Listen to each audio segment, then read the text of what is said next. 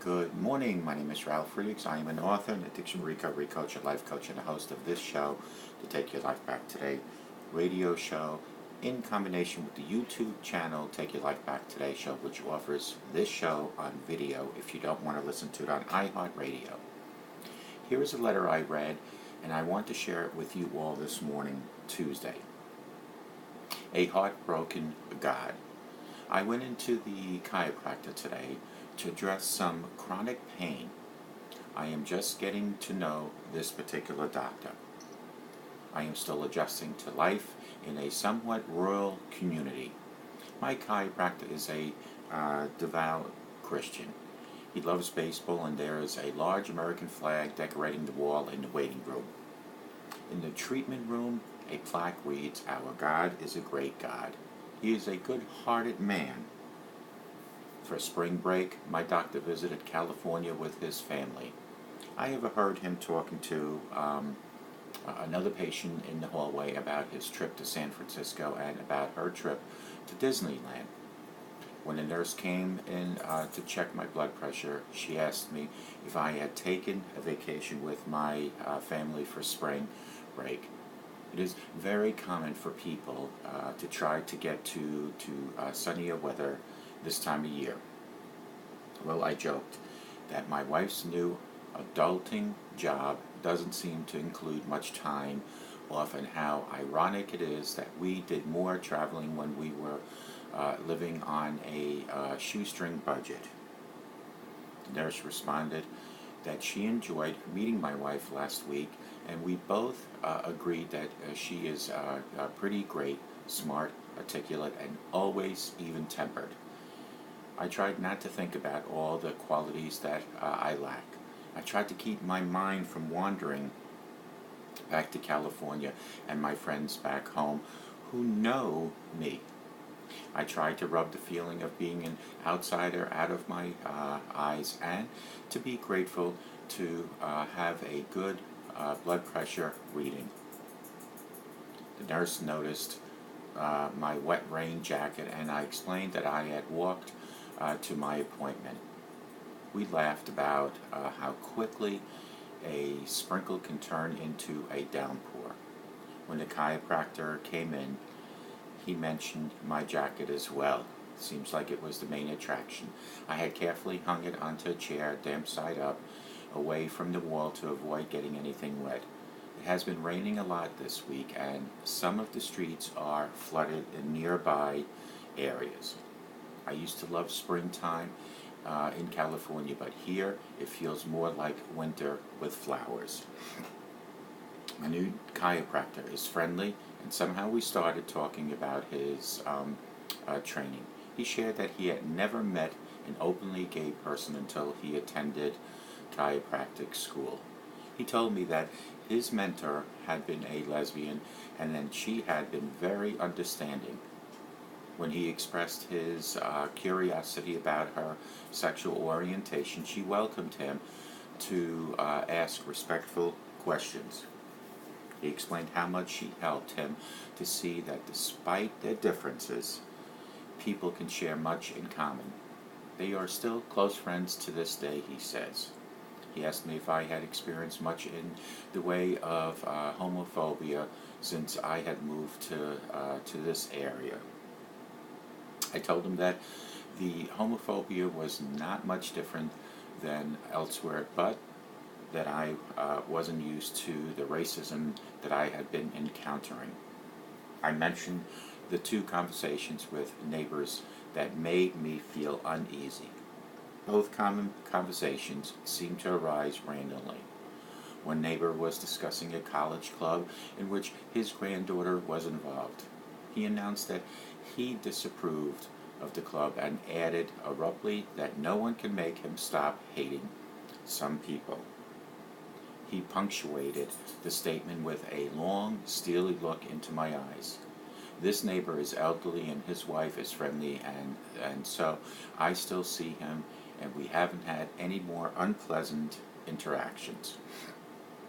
The other neighbor, different occasion, was wearing an Army Vietnam veteran cap, and I mentioned that both my uncles were Army veterans. and fought in Vietnam, and that it had been a difficult time for them.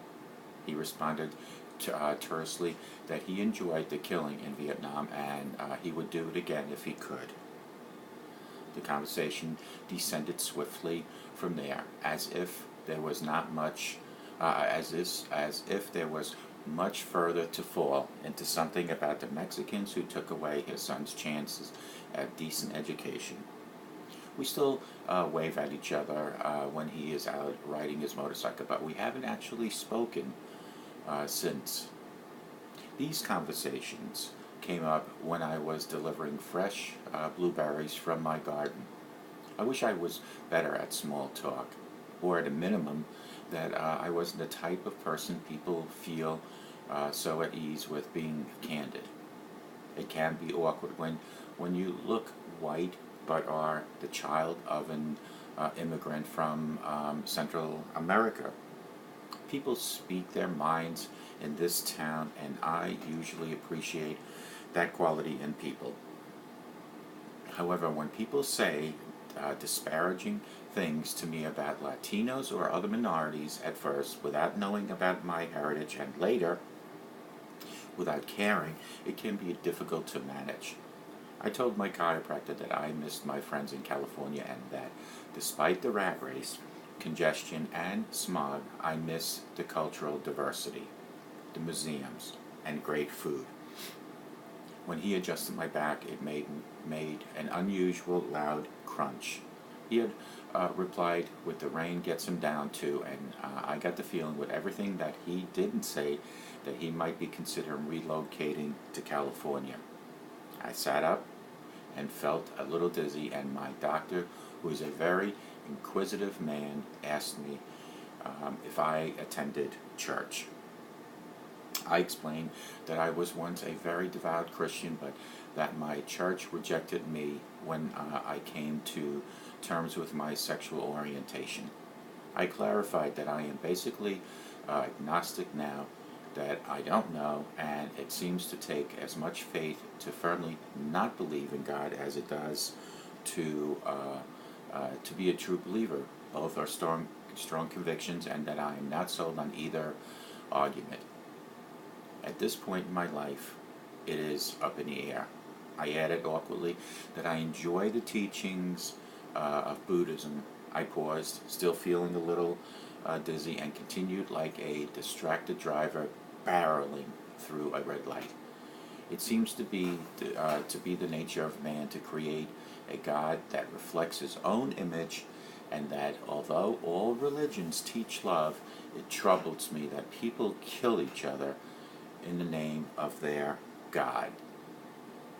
A long silence hovered above us, and I wish that I could delete my words spoken more.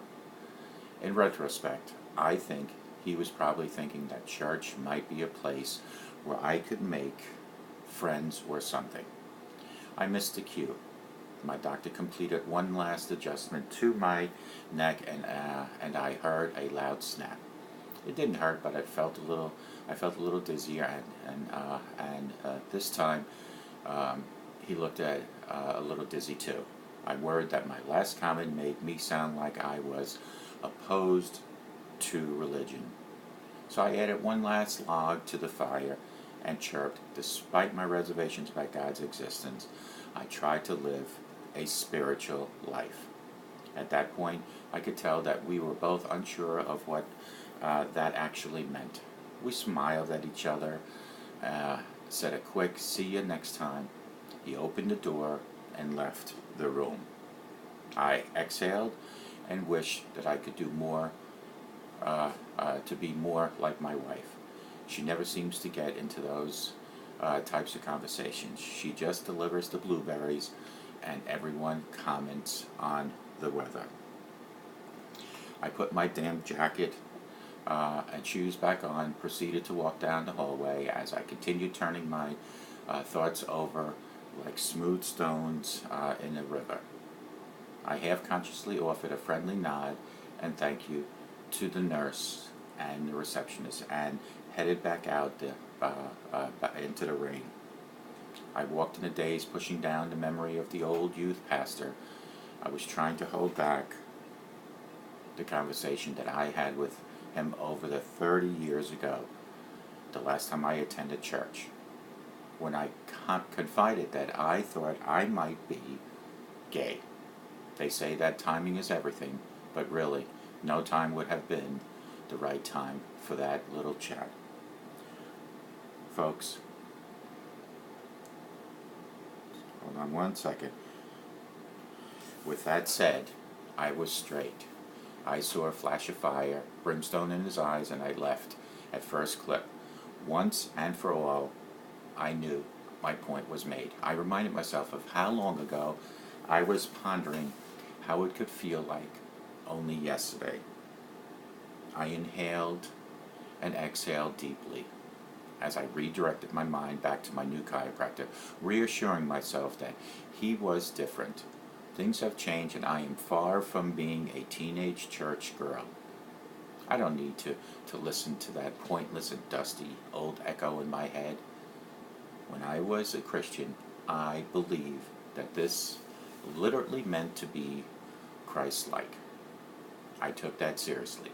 For me, it meant that I would give my life to save my fellow man. It meant that I loved my neighbor, no matter who they were and whatever happened to me. I also believe that we as humans were directed by God to take care of each other and to protect the precious earth and that God had created. If this is what is truly to be a Christian, then I suppose that I would still be one at this time. Unfortunately, not all Christians interpret their Bibles in the same way. Many do not welcome me, nor do people like me into their businesses, places of worship, or communities are accepted. Some would reject Jesus himself if he came to their front door, looking like a dark-skinned, bearded immigrant. There is no point in mentioning that the Last Supper seemed like a Passover when you are uninvited. I no longer hold enough faith to fully believe or disbelieve in any one story of God. Still, despite my agnosticism, I see traces of face of God within others, nature, all living things, and within myself. I realize now that if I am a reflection of God, I must mirror a heartbroken, somewhat confused God. I still love with a heart that loves unconditionally, despite the great sadness that I feel. I have met godly people in every walk of my life, both religious and outside of religion. If I ever find the faith to believe again, it will be to believe in a nameless God that does not prefer one child over another. Write to me. Just write to me at takeyourlifebacktodayshow@gmail and let me know your thoughts about this letter. I was a little stunned by it. Remember, this is a letter I read. I thought it was interesting enough to share it with you, and it was sent to me. And I hope you enjoyed it. Call me at 844-405-HELP. Together we can help each other take our lives back. Be good to yourself, be good to each other, and always remember, a simple smile to a neighbor can change that neighbor's life forever, and it can change your life as well. Be good to yourselves. May God bless you, and always remember that God truly loves you. Through God, all things are possible. And I thank that person for this letter. It was interesting enough to share with my audience. And take good care of yourself. Bye-bye now. Take care. Bye.